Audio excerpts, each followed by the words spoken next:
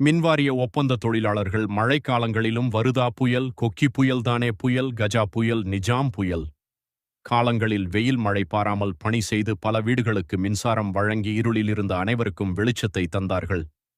இப்பொழுது மின்வாரிய ஒப்பந்த தொழிலாளர்கள் வாழ்க்கை இருட்டில்தான் இருக்கிறது. அவர்கள் பணி நிரந்தரம் கேட்டு கடந்த 10-20 ஆண்டுகளுக்கு மேலாக பல கட்ட போராட்டங்களை நடத்தி வந்தார்கள்.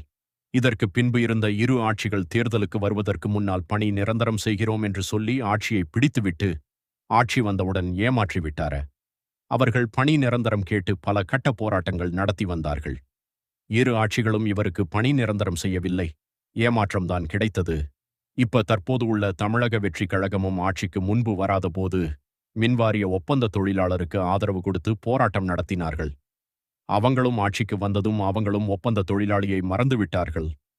ஒப்பந்த தொழிலாளிகளும் குடும்பத்தினரும் எல்லாம் வாழ்வா சாவா என்ற நிலையில் மிகவும் மன உளைச்சலுக்கும் மனவேதனைக்கும் இருக்கிறார்கள்.